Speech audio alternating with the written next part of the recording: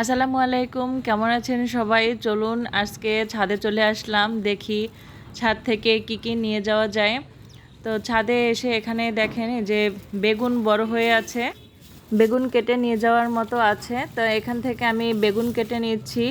আমার কেচিটা আবার একটু ছোট কেচি, যার জন্য কাটতে একটু সমস্যা হচ্ছে, কারণ বেগুনের বোটাগুলো কিন্তু একটু মোটা মোটা টাইপের হয়।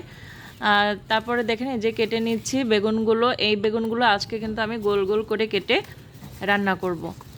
আজকে চিন্তা করেছি গরুর মাংস রান্না করব, সাথে বেগুন ভাজি করব আর পানি ডাল রান্না করব। তো সেজন্য যে বেগুন কেটে নিচ্ছি, দেখেন বেগুনটা কিন্তু বেশ বড় সড়ো হয়েছে, মনে হচ্ছে কিন্তু একেবারে বাজারের কেনা বেগুনের মতো। এই যে দেখেন এখন আরও একটা বেগুন কেটে নিচ্ছি। এখানে কিন্তু নীল বেগুনও আছে, নীল বেগুন গাছটা থেকেও একটা বেগুন কেটে নেব। 3টি বেগুন আছে কাটার মতো। এই যে দেখেন এখান থেকে কিন্তু 2টা কেটে নিয়ে যাচ্ছি। আর এখন চলে আসলাম ঢ্যাঁড়স গাছ থেকে ঢ্যাঁড়স কেটে নিয়ে যাওয়ার জন্য। যে দেখেন ঢ্যাঁড়স বড় হয়ে আছে, সেজন্য ঢ্যাঁড়সটাকেও কেটে নিচ্ছি, কারণ এটা কিন্তু দেখেন বেশি দিন থাকলে আবার ঢ্যাঁড়স কিন্তু একটু বেশি পেকে যায়। এখানে 3টি ঢ্যাঁড়স পাওয়া যাবে, এই গাছটা থেকে একটি, আর একটি আরগুলো নেব ক্যারেট থেকে। এই যে দেখেন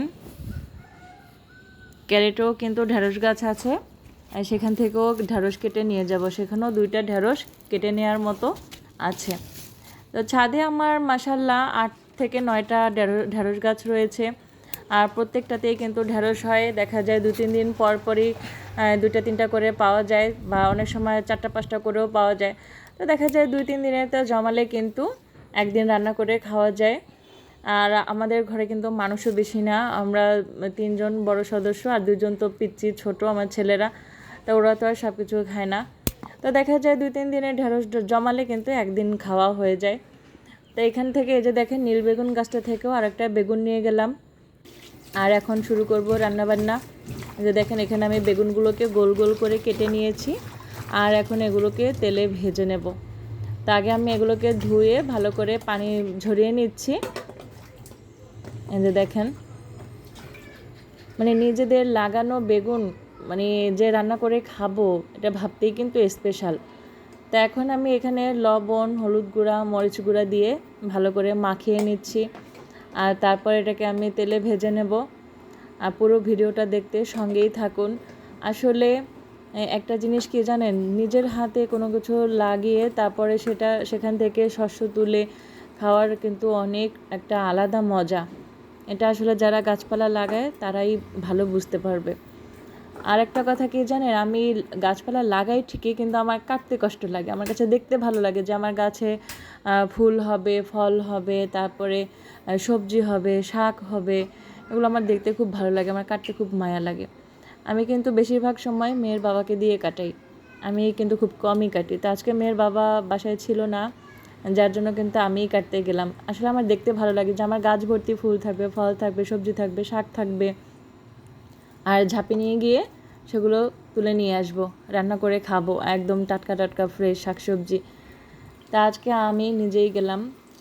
আর দেখেন এই যে বেগুনগুলোকে দিয়ে দিলাম ভাজতে, আর এখন একটু উল্টে পাল্টিয়ে ভেজে নেব। এই যে দেখেন কত নরম হয়ে গেছে। আসলে নিজেদের লাগানো বেগুন তো একটু কম সার ওষুধ দেওয়া, একদম নরম তুলতুলে হয়ে গেছে।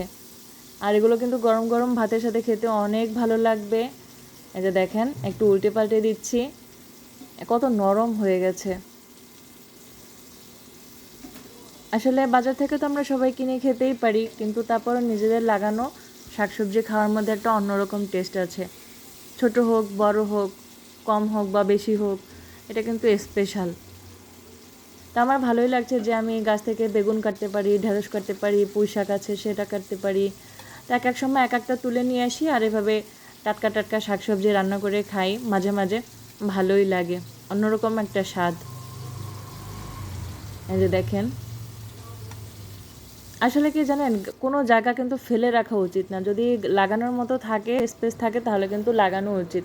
একটু কষ্ট করলেও কিন্তু এরকম টাটকা টাটকা শাকসবজি তুলে এনে রান্না করে খাওয়া যায়, এর ভিতরে মজাই অন্যরকম।